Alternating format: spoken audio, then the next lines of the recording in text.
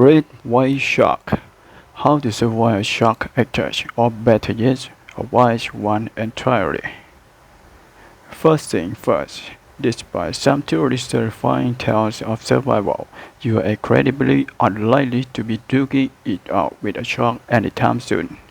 But sharks do exceptionally attack humans. If a shark is nearby, don't panic. So you are being circled by a shark. The worst thing you can do right now is panic. Don't start spatting around. You are just going to incite, and encourage the shark's interest, says Percy. Humans, apes, dogs, and cats all have paws and hands.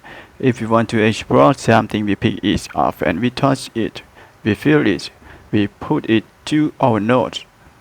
A shark has got no paws and no hands, so if it wants to explore something, the only capability it's got to do that is to put it in its mouth, said Perseus. That's why we often got exploratory bites which don't result in death and sometimes don't even result in serious injury. If you go swimming and splashing away, you are almost inviting the shark to come give you an exploratory or an active bite. Maintain eye contact. As the shark swims around you, keep your hand on a swivel and try to maintain eye contact.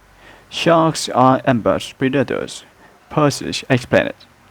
If you are turning around and fetching in the whole time while it circles you, it's not going to be half as comfortable as if it's able to snag up from behind. You should posture your body toward the shark so it knows you see it and you are following it. Then slowly back up toward your exit to a boat or stone or shore. If you are surfing, try the shark with your board. Louse it. Let the shark know it's being watched. Marine biologists and shark divers Adriana Flogola and Kelly Grant show how the eye contact method works with tiger sharks. Stay big or get small. This is where it gets complicated. If a shark is clearly in attack mode, you need to make yourself as big as possible in the water. According to Pierce, the bigger you are in the water, the more respect you'll get, he said. But if the shark seems to simply be passing through, Pierce's advice is to roll off into a ball. If a shark sees you as a competitor for its food source, that can be one reason it attacks you. If you're being attacked, don't play dead. This isn't a bear, it's a shark. If you find yourself in an aggressive encounter, give it help. Punch, kick, and poke at sensitive spots, but be careful where you aim. There's all this talk about punching a shark in the nose. That's okay, but remember that's just underneath the nose is a mouth, says Percy.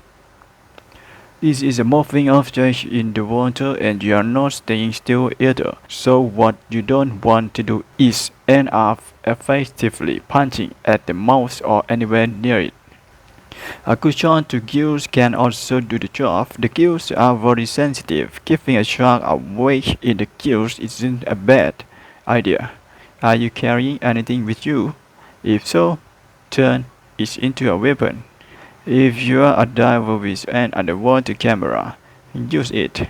If you are a snorkeler, IP off reef of your snorkel and use it to poke the shark, Perseus says. Cut off the angles.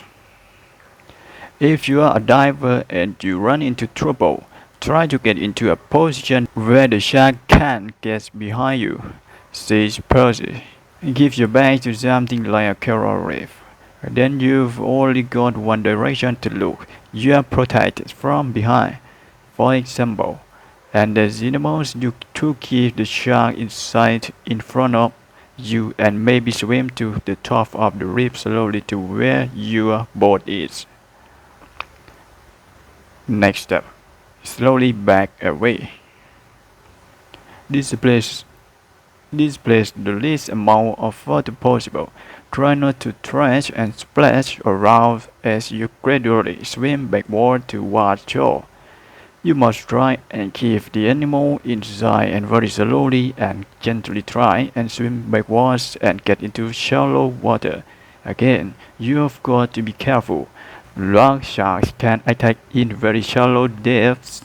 Doing the above may help to a degree, but suppose says the likelihood of escaping without injury when a big shark attacks is slim. If a white shark is in full attack mode, there's not much you're going to be able to do at that point. Thanks for watching.